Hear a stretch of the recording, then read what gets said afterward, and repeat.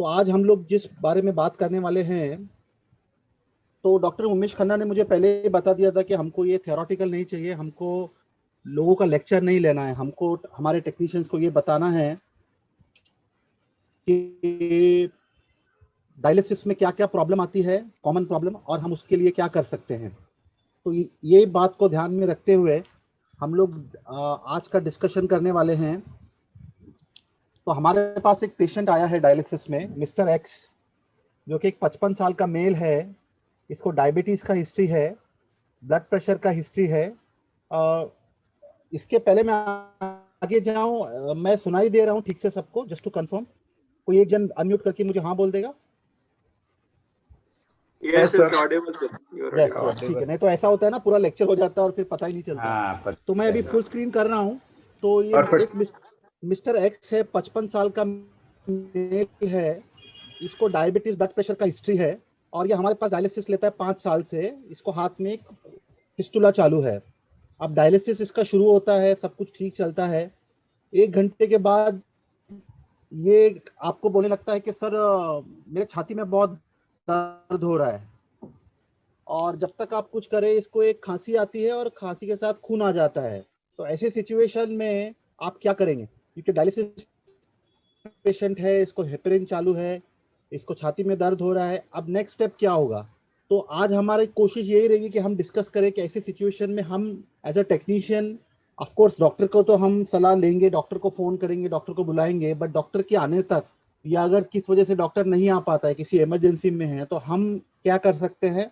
और ये छाती में जो दर्द होता है, इसकी क्या वजह होती है, इसमें क्या करना चाहिए और क्या सही तरीका है।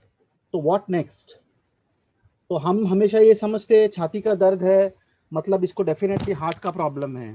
तो मैं ये कहूँगा कि आपकी सोच कहीं ना कहीं सही भी है, क्योंकि ज़्यादा करके छाती का दर्द जो है वो हार्ट की तकलीफ से ही होता है। और हम नेफ्रोलॉजिस्ट हमेशा ये आपस में भी डिस्कस करते हैं कि किडनी के पेशेंट्स जो हमारे हैं वो डायलिसिस पे जिंदा रहते हैं, बट इवेंचुअली उनका जब डेथ होता है या किसी वजह से जाते हैं, तो ज़्यादा करके वो हार्ट के प्रॉब्लम की वजह से ही जाते हैं।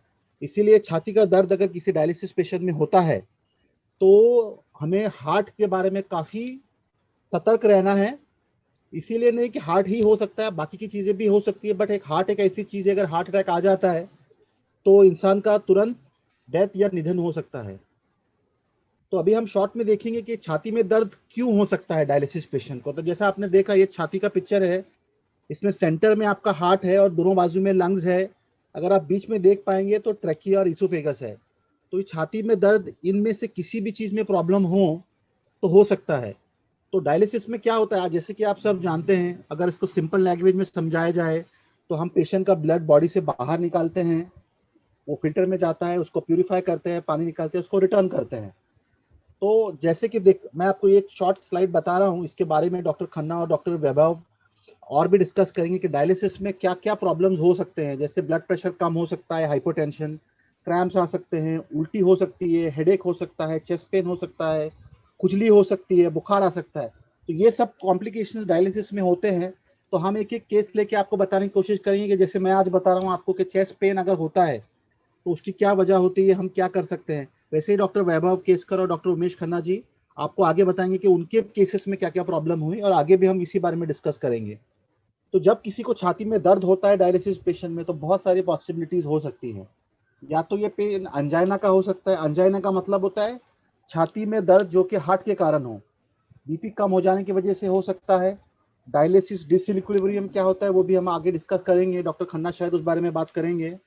हिमोलिसिस, हिमोलिसिस का मतलब होता है, हिम का मतलब होता है ब्लड, लाइसिस का मतलब होता है टूटना।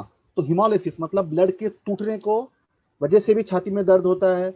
कभी कभी एयर एम्बोलिज्म होता है। एयर एम्बोलिज्म का मतलब ये होता है कि ब्लड सर्कुलेशन में अगर हवा चली जाए तो उससे भी छाती का दर्द हो सकता है।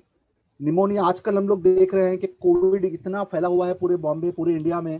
तो आज की सिचुएशन में अगर छाती का दर्द हो, खांसी हो, तो सबसे पहला चीज हमारे दिमाग में कोविड निमोनिया की आती है। पेरिकार्डाइटिस से हो सकता है कि हार्ट के ऊपर एक झिल्ली होती है, जैसे हार्ट के ऊपर एक कवर होता है, अगर उसमें कोई प्रॉब्लम हो तो भी छाती में दर्द होता है। और हम लोग अक्सर देखते हैं कि पेशेंट को डायलिसिस कैथेटर डाला हुआ है, कभी डायलिसिस कैथेटर डालते वक्त कुछ दिक्कत आए या कुछ कहीं गलत पंक्चर हो जाए तो छाती में पानी या ब्लड या हवा भर जाती है, उसके कारण भी छाती में दर्द होता है। तो इसीलिए as a dialysis technician, as a doctor, हमको हमेशा बहुत सतर्क रहना पड़ता है कि जब पेशेंट को छाती में दर्द हो तो उसको क्या कॉन्टेक्स्ट में लिया जाए, कि क्या किया जाए। तो ऐसा नहीं कि छाती में दर्द हो गया आपने डायलिसिस रोक दिया। जब किसी को छाती में दर्द होता है तो उस वक्त आपको अपना जो नॉलेज है, आपका एक्सपीरियंस है, वो यूज करना है कि भाई इसको छाती में दर्द क्यों हो रहा है, मेरे को डायलिसिस बंद कर देना चाहिए या डायलिसिस चालू रखना चाहिए या क्या करना चाहिए। तो हमारा आगे का जो बात है, ये 10-15 मिनट हम लोग यही आपको बताएंगे कि किस सिचुएशन में आपको डायलिसिस तुरंत बंद कर देना है, ब्लड रिटर्न नहीं करना है या क्या करना है, या ऑक्सीजन लगाना है कि एस्पिरिन देना है या हेपारिन बंद करना है। बहुत सारे क्वेश्चन आते हैं। अब जैसे इस पेशेंट को हिमोप्टेसिस हो गया, हिमोप्टेसिस मतलब खांसी में खून आ गया, तो इसका हेपारिन, कहीं ऐसा तो नहीं है कि हमने हेपारिन ज्यादा दे दिया और खांसी की वजह से उसको ट्रॉमा अंदर होके ब्लीडिंग हो गया। तो ये सब डिसीजन आप ऑफकोर्स हमको तो पूछ ही सकते हैं, बट इतना टाइम अक्सर होता नहीं है। अगर किसी को खून का उल्टी हो जाए या खून का खांसी हो जाए तो उस वक्त उसका बीपी तुरंत गिर जाता है। तो आप उस वक्त, मैं जानता हूँ कि बड़े बड़े हॉस्पिटल में बहुत सारा सपोर्ट स्टाफ रहता है, बट हमारे बहुत से टेक्नीशियन ऐसे भी है जो 5 मशीन, 6 मशीन, 7 मशीन के साथ काम करते हैं। बहुत हेक्टिक रहता है, एक पेशेंट को निकाल के दूसरे को लगाना होता है। उस वक्त आप ये नहीं कर सकते कि नहीं नहीं अभी रुको, मैं डॉक्टर को फोन करता हूँ और पूछता हूँ कि हेपेरिन बंद करना है क्या, डायलिसिस बंद करना है क्या, यूएफ स्टॉप करना है क्या, बीपी लेना है क्या, ऑक्सीजन लगाना। बहुत सारे प्रश्न हमारे दिमाग में उस वक्त होते हैं। इसीलिए हमको एक सिस्टमैटिक अप्रोच रखना है। सबसे ज्यादा जरूरी, जब भी छाती में दर्द होता है तो आप पेशेंट को सबसे पहले पूछिए कहाँ दर्द होता है। पेशेंट को लिटा दीजिए, ऑक्सीजन लगा दीजिए, कहाँ दर्द होता है। अगर छाती में दर्द होता है तो जिस तरह जब हम छाती की बात करते हैं तो ये सिर्फ छाती नहीं होती है, ये प्रीकॉर्डियल रीजन जो कि पहले पिक्चर में दिख रहा है वहां हो सकता है, एपिगैस्ट्रिक रीजन में हो सकता है, बैक पेन में हो सकता है, ये चेस्ट पेन कहीं भी हो सकता है। और एक बहुत जरूरी बात है कि अगर आपका डायलिसिस पेशेंट अगर आपको बोल रहा है सर मुझे छाती में दर्द हो रहा है और उस वक्त उसका डायलिसिस हो जाए, अगर घड़ी घड़ी छाती में दर्द हो रहा है तो इसको आप बिल्कुल नजरअंदाज मत करो। आप ये नहीं बोलो नहीं नहीं आपका बीपी कम हो गया था, मैंने नॉर्मल सलाइन दे दिया, आपका बीपी अभी आ गया है, आप अभी कुछ करने का जरूरत नहीं है। छाती में दर्द एक इंडिकेशन है कि कहीं ना कहीं हार्ट पे कॉम्प्रोमाइज हो रहा है। तो अगर आप टाइम रहते इनके नेफ्रोलॉजिस्ट को या इनके डॉक्टर को आप इन्फॉर्म नहीं करेंगे कि आपके पेशेंट को हम जैसे डायलिसिस शुरू करते हैं छाती में दर्द होता है, तो इसकी बहुत बहुत दुष्परिणाम हो सकते हैं। जिस तरह आप लोग जानते होंगे किसी को हार्ट का प्रॉब्लम होता है तो हम बोलते हैं कि आप मशीन पे भाग के स्ट्रेस टेस्ट करो, और स्ट्रेस टेस्ट में हम ईसीजी निकालते हैं, उसमें चेंजेस आते हैं तो हम बोलते हैं हाँ इसको हार्ट का प्रॉब्लम हो सकता है। उसी तरह से अगर आप देखा जाए कि हमारा डायलिसिस भी एक स्ट्रेस टेस्ट ही होता है, क्योंकि हम बॉडी में से खून निकालते हैं, 100-150 ml खून निकालते हैं पर मिनट, वापस भेजते हैं, बॉडी के लिए स्ट्रेस होता है। तो अक्सर जो पेशेंट्स को हार्ट के अंदर प्रॉब्लम होता है, हार्ट के अंदर प्रॉब्लम मतलब क्या होता है कि हार्ट में जो खून पहुंचाने वाली नली होती है उसमें क्लॉट आ जाता है। अगर ये क्लॉट छोटा हो, 90% हो, 85% हो, तो उस टाइम पे दर्द तभी होता है जब बॉडी में स्ट्रेस आता है, वरना दर्द नहीं होता। तो डायलिसिस एक बहुत अच्छा मीडियम है। अगर आप डायलिसिस शुरू करते हैं छाती में दर्द होता है, मतलब ये पेशेंट को हार्ट का प्रॉब्लम या कोई और प्रॉब्लम हो सकता है जिसका हमें इवैल्यूएशन करना पड़ेगा। तो जैसे ये मैंने आपको एक पिक्चर बताया है, जरूरी नहीं है कि ये सब सच हो, बट जनरली हम लोग बोलते हैं कि अगर छाती में हार्ट की वजह से दर्द हो तो ये अक्सर पेशेंट बोलते हैं कि मेरे छाती पे एक बोझा लग रहा है मुझे, या एक हैवीनेस छाती में लग रहा है, तो ये हार्ट का प्रॉब्लम हो सकता है। कभी कभी पेशेंट बोलते हैं कि बहुत बर्निंग हो रहा है। जैसे मैंने आपको बताया कि जो एपिगैस्ट्रिक रीजन होता है, पेट और छाती के मिलन के पास जो एरिया होता है, वहां पे अक्सर किसी को रिफ्लक्स का प्रॉब्लम होता है। हमारे बहुत से पेशेंट्स कंप्लेन करते हैं कि सर एसिडिटी का प्रॉब्लम है, एसिडिटी का प्रॉब्लम है। इसके बहुत सारे कारण होते हैं। हमारे डायलिसिस पेशेंट्स का फॉस्फोरस हाई होता है, कैल्शियम लो होता है, यूरिमिक मेटाबोलाइट ज्यादा होते हैं, तो अक्सर इन्हें पेट की तकलीफ भी रहती है। तो अगर पेशेंट आपको घड़ी घड़ी बोले कि सर मुझे एसिडिटी हो रहा है, मुझे एसिडिटी हो रहा है, तो उसको नजरअंदाज मत कीजिए कि ये अल्सर है, इसको पैंटोसिड लगा दिया मैंने, इसको नॉर्मल सलाइन दे दिया। क्योंकि हो सकता है, अक्सर हम डॉक्टर्स में कहावत है कि अगर पेशेंट खुद बोलता है हार्ट का प्रॉब्लम है तो वो एसिडिटी होता है, अगर एसिडिटी बोलता है तो हार्ट होता है। इसलिए अगर पेशेंट बोले एसिडिटी हो या बर्निंग हो या ऐसे ही कुछ है, कोई वजन रख दिया ऐसा बोला, उसको निगलेक्ट मत कीजिए। तो अक्सर ये जो दर्द होता है हार्ट का, वो एक प्रेशर की तरह होता है जो कि दाएं हाथ की तरफ जाता है, पीठ की तरफ जाता है। कभी कभी आयोटिक डिसेक्शन भी हो जाता है। जैसे कि हमारे पेशेंट डायलिसिस के रहते हैं, उनके जो खून की नली होती है, वो खून की नली जो है बहुत, उसमें कैल्शियम वगैरह जमा होके वो एकदम फ्रजाइल हो जाती है। तो कभी कभी वो उसमें ज्यादा ब्लड प्रेशर होने की वजह से वो फट जाती है, तो इसको हम लोग आयोटिक डिसेक्शन बोलते हैं। कभी कभी ऐसा होता है कि छाती में किसी के मार लग गया या कोई गिर गया तो उस टाइम पे रिब पे मार लग गया, ये सब कि हम लोग पेशेंट से हिस्ट्री ले, उनका एग्जामिनेशन करें। हिस्ट्री क्या होता है कि जब आज अक्सर आजकल तो हम लोग देख ही रहे हैं कि जब हमारे पास डायलिसिस के लिए कोई पेशेंट आता है, हमारे सारे आई एम श्योर हमारे सारे सेंटर्स में हम लोग आजकल टेम्परेचर तो देख ही रहे।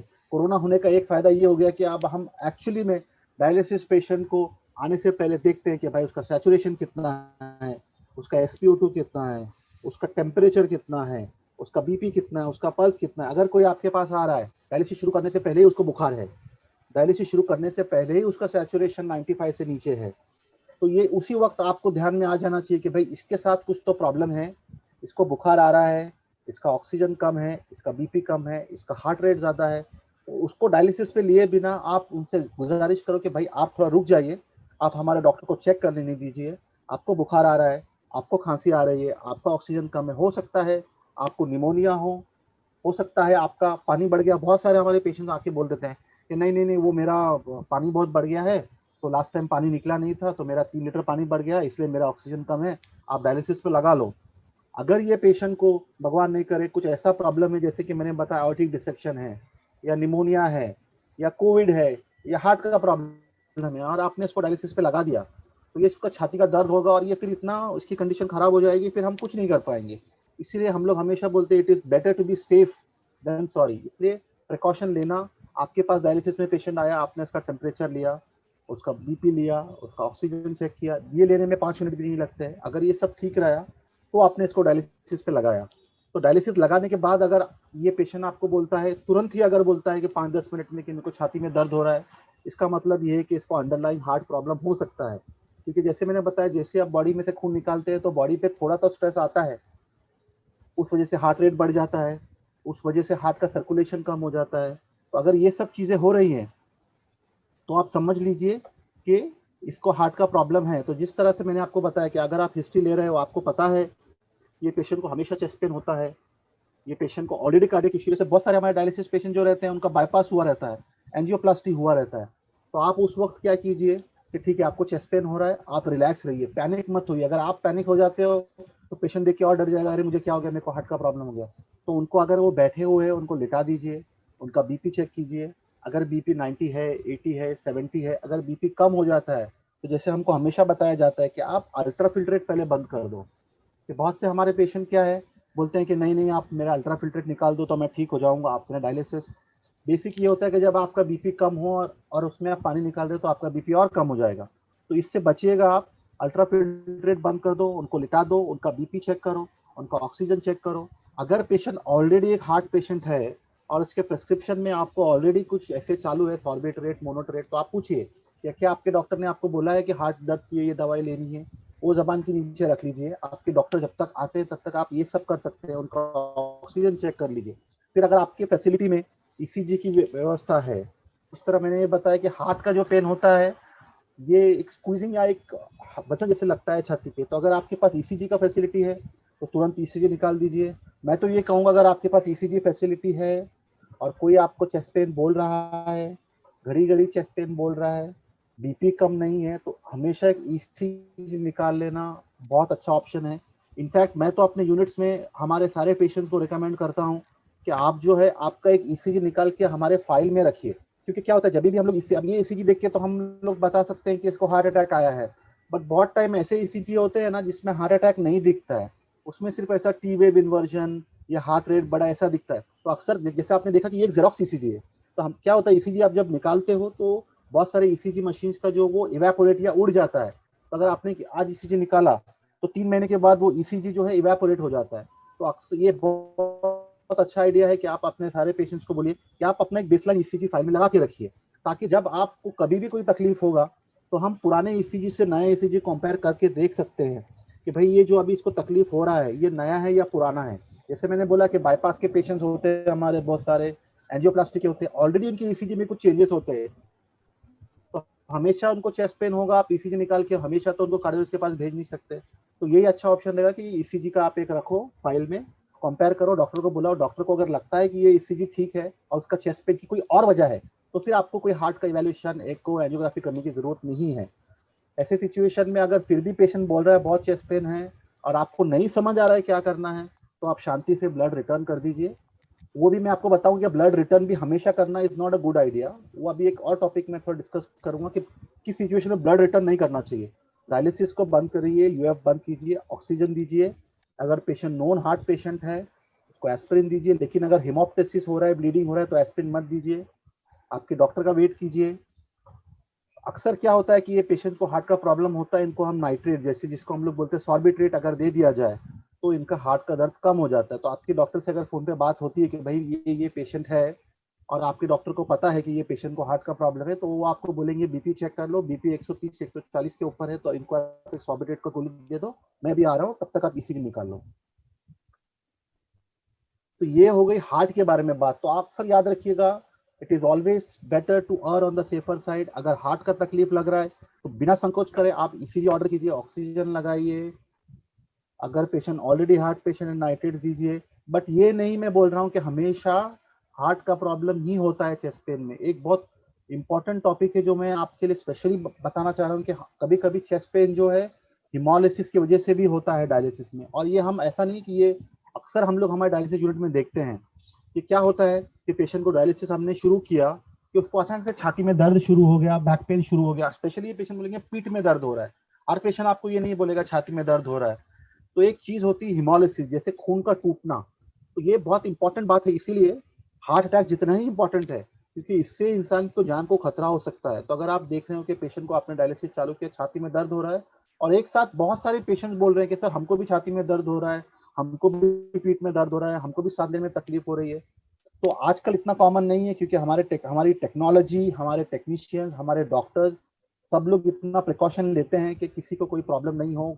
फिल्टर आपके स्टैंडर्डाइज हो, आपका अल्ट्रा फिल्ट्रेशन या आरओ मशीन अच्छा हो, आपके इसमें कोई फॉर्मल्डिहाइड नहीं यूज हो रहा है, आपके इसमें ज्यादा क्लोरीन नहीं हो रहा है, बीएमसी का वाटर एकदम क्लीन होके ही डायलिसिस में जा रहा है। बट कभी कभी ऐसी सिचुएशन होती है कि वाटर में क्लोरीन ज्यादा हो जाए या कुछ हो जाए तो पेशेंट को हिमोलिसिस, बेसिकली आप ये समझिए कि खून जब जिस्म के बाहर आता है तो हम लोग उसको साथ में हेपरिन भी देते हैं ताकि खून क्लॉट नहीं हो। बट जितना खून ये ट्यूबिंग से डायलिसिस से जाता है ये सब स्मूथ सरफेस होता है, इसलिए ये जो आरबीसी से ये टूटते नहीं है। लेकिन इसको कहीं भी फ्रिक्शन या कहीं भी ऐसा कोई एटमॉस्फेयर मिले कि जिसमें खून टूटना चालू हो जाए तो उससे बहुत सारे कॉम्प्लिकेशंस हो सकते हैं। क्या कॉम्प्लिकेशन हो सकते हैं? अगर खून टूटने लगे तो इससे पोटेशियम सडनली बहुत बढ़ जाता है और हीमोग्लोबिन फॉल हो जाता है। पोटेशियम आपको मालूम है, अगर पोटेशियम बढ़ जाता है, पोटेशियम 6-7 के ऊपर जाता है तो हार्ट चलना बंद हो सकता है। तो जब भी अगर ऐसा आपको संकोच हो कि भाई पेशेंट को हिमोलिसिस हो रहा है या बहुत सारे पेशेंट्स एक साथ कंप्लेन कर रहे हैं या पेशेंट आपका चेस्ट पेन कर रहा, बहुत से अगर अगर आप लोग नोटिस कर सकते हो तो आपकी ट्यूबिंग में जो ब्लड का कलर होता है, बहुत सारे हमारे टेक्नीशियन, हमारे डॉक्टर्स इतना डायलिसिस करने के यूज टू हो जाते हैं कि वो देखते हैं कि खून जो है एकदम रेड होने की बजाय कुछ तो पोर्ट वाइन जैसा लग रहा है, मतलब एकदम काला काला लग रहा है। या हमने देखा कि एनीमिया के पेशेंट का जैसे एकदम ब्राइट रेड रहता है, ऐसा कुछ हो, छाती में दर्द हो और आप देख रहे हैं कि पेशेंट्स का आपने हीमोग्लोबिन वगैरह सब टेस्ट के लिए भेजा, हेमाटोक्रिट फॉल हो रहा है। तो ऐसी सिचुएशन में ये क्यों हो सकता है, हिमोलिसिस क्यों हो सकता है? कभी कभी क्या होता है कि ओवर हीटिंग, आजकल की मशीन में तो नहीं होता है, हम टेम्परेचर सेट कर देते हैं तो जब ब्लड एक्सेसली वार्म हो जाता है तो हिमोलिसिस होता है। कभी कभी क्या होता है कि जैसा हम जानते हैं कि जो डायलिसिस मशीन का काम है वो ए पार्ट, बी पार्ट और वाटर, ये तीनों को मिश्रण करके 34:2:1 ऐसे रेशियो मिला के ये आपका डायलिसेट बनता है और ये डायलिसेट डायरेक्ट कांटेक्ट में होता है ब्लड के। तो अगर आपका ये डायलिसेट बहुत हाइपोटोनिक है, मतलब इसमें जो है सॉल्यूट की कॉन्सेंट्रेशन कम है, तो इसकी वजह से भी कभी कभी, क्योंकि ये आपने देखा कि डायलिसिस और ब्लड के बीच में एक्सचेंज होता रहता है, तो इस वजह से भी आपको हिमोलिसिस हो सकता है। कभी कभी फॉर्मल्डिहाइड यूज करने से, ब्लीच, जैसे कुछ लोग आजकल भी ब्लीच यूज करते हैं ट्यूबिंग ये करने के लिए या करने के लिए। कभी कभी वाटर सप्लाई में भी ज्यादा क्लोरीन आ जाता है, बीएमसी में बारिश के वक्त क्लोरीन ज्यादा डालते हैं। कॉपर की ट्यूबिंग या पाइपिंग वो तो आजकल कम यूज होते हैं, बट इससे भी हो सकता है। कभी कभी आपका जो रोलर क्लैंप होता है जिससे जिसके अंदर ट्यूब हम डालते हैं, अगर वो एक्सेसिवली टाइट हो तो वो क्रश कर करके हो सकता है उसको भी ब्लड को तोड़ सकता है। तो ये सब सिचुएशन, या किंक हो या कभी कभी ट्यूबिंग बराबर बनी नहीं हो, ट्यूबिंग के मैन्युफैक्चरिंग में कोई डिफेक्ट हो, तो उस वक्त ये हिमोलिसिस हो सकता है। तो अगर ऐसा आपको कोई संकोच लग रहा है कि सारे पेशेंट्स एक साथ कंप्लेन कर रहे हैं तो इस वक्त आपको डायलिसिस तुरंत स्टॉप कर देना है। और उसके बाद क्या करना है कि आपको ये ब्लड लाइन क्लैंप करनी है और ब्लड को रिटर्न नहीं करना है। क्यों रिटर्न नहीं करना है? क्योंकि ऑलरेडी ये ब्लड हिमोलिसिस हो गया है। अगर ये ब्लड को अगर आप रिटर्न कर दोगे तो इसमें इतना पोटेशियम होगा, इसमें इतना या जो भी होगा क्लोरीन होगा या जो भी उसमें दिक्कत होगी वो सारी आप पेशेंट के ब्लड में डाल रहे हो। तो इस सिचुएशन में आप ब्लड लाइन को क्लैम्प कर दो और उसको निकाल दो। आपका कुछ ब्लड वेस्ट होगा, आई अग्री, बट ये जो पोटेशियम वगैरह ज्यादा है जिसम में जाने वाला वो तो एटलीस्ट नहीं होगा। और इस वक्त फिर आप देखिए पोटेशियम कितना है। अगर आपको ऐसा लग रहा है कि ट्यूबिंग डायलाइजर का प्रॉब्लम है तो नया डायलाइजर ट्यूबिंग लगा के उसको पोटेशियम को करेक्ट कीजिए। पेशेंट का हीमोग्लोबिन अगर कम हो रहा है तो उसको ब्लड ट्रांसफ्यूजन दीजिए और तुरंत डॉक्टर को बुलाइए और मालूम कीजिए कि प्रॉब्लम कहाँ है। आरओ वाटर में प्रॉब्लम है कि हमारे क्लीनिंग प्रोसेस में प्रॉब्लम है या किस चीज में प्रॉब्लम है। बिकॉज अगर हिमोलिसिस होता है बहुत सारे पेशेंट को एक साथ तो ये लाइफ थ्रेटनिंग प्रॉब्लम है। जिस तरह हार्ट का प्रॉब्लम लाइफ थ्रेटनिंग है उसी तरह ये भी प्रॉब्लम हार्ट थ्रेटनिंग है। एक और ये इंपॉर्टेंट डायग्राम मैं इसलिए दिखा रहा हूँ कि जो तीसरा टॉपिक मैं बता रहा हूँ जिससे कि चेस्ट पेन हो सकता है और जान को खतरा हो सकता है वो है एयर एम्बोलिज्म। तो जैसा आपने मशीन का सर्किट देखा इसमें एक बहुत इंपॉर्टेंट चीज है air trap and air detector. तो कभी ये सिस्टम को बाईपास करने का कोशिश आप मत कीजिएगा। वैसे आजकल की नई मशीन में बाईपास नहीं भी कर सकते हैं, बट अगर आप देखेंगे एयर ट्रैप और डिटेक्टर मेरे हिसाब से सबसे इंपॉर्टेंट कंपोनेंट है इसका। क्योंकि ये जब आपका ब्लड फिल्टर होकर जब बॉडी में जाने वाला होता है तो ये एयर डिटेक्टर तुरंत डिटेक्ट करता है कि इसमें एयर है। अगर एयर डिटेक्टर आता है अलार्म तो उसको आप डिसेबल डिसेबल मत कीजिए, फाइंड कीजिए कहाँ पे एयर का प्रॉब्लम आ रहा है और उस एयर को निकालिए। क्योंकि अगर उस एयर को आप नहीं निकालोगे वो सिस्टम में जाएगी और बहुत सारे प्रॉब्लम दे सकती है। तो इसको हम लोग हमारे लैंग्वेज में बोलते हैं एयर एम्बोलिज्म। अगर गलती से पानी आपके सिस्टम में घुस जाए, पानी नहीं सॉरी हवा अगर घुस जाए तो ये एयर एम्बोलिज्म होता है। एयर एम्बोलिज्म से जान का खतरा होता है। और अक्सर ये उन लोगों में देखा जाता है जिनको डायलिसिस कैथेटर हो, क्योंकि डायलिसिस कैथेटर सीधा राइट एट्रियम में होता है। हमारे फिस्टुला में भी तो थोड़ा हार्ट से दूर होता है।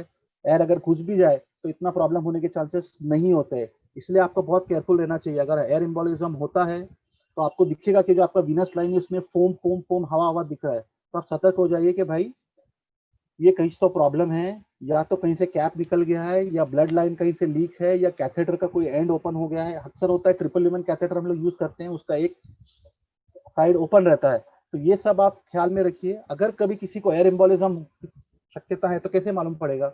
एक तो अगर क्या होता है कि एयर जो है बॉडी में वो कहीं भी हो वो ऊपर जाने की कोशिश करती है। तो अगर आप बैठे हुए हो तो ये एयर क्या होता है कि हार्ट में जाने के बजाय, हार्ट से वेंट्रिकल में जाने के बजाय ये ऊपर सेरेब्रल सर्कुलेशन में चले जाती है और पेशेंट अचानक से बेहोश हो जाता है। लेकिन अगर पेशेंट अगर लेटा हुआ हो तो एयर जो है पहले हार्ट में जाती है और हार्ट के थ्रू लंग्स में जाती है। इसीलिए अगर एयर एम्बोलिज्म आप सस्पेक्टेड है, आपको ऐसा लग रहा है पेशेंट की इसमें एयर हो गई, तो क्या करना है मैं आपको बताऊं। अक्सर पेशेंट लोग सिर्फ कंप्लेन करते हैं छाती में दर्द हो रहा है, खांसी आ रही है, चेस्ट टाइटनेस हो रहा है, पेशेंट बेहोश हो जा रहा है, कार्डियक डिसफंक्शन हो रहा है। अगर आप सतर्क हो और आप अगर ये चीज पकड़ पाते हो तो पहला चीज आपको क्या करना है कि पहले आपको वीनस लाइन क्लैम्प करना है, ब्लड पंप को बंद करना है, पेशेंट को लेफ्ट साइड में करना है सुपाइन पोजीशन में और नीचे की तरफ रखना है। क्यों? क्योंकि अगर आप ऊपर की तरफ रखोगे तो एयर ऊपर जाके दिमाग में ब्रेन में चली जाएगी। पेशेंट को 100% ऑक्सीजन देना है। अगर 100% ऑक्सीजन नहीं हो पा रहा है, पेशेंट का सैचुरेशन फॉल रहा है, तो इंट्यूबेट करके वेंटिलेटर पे डालना है।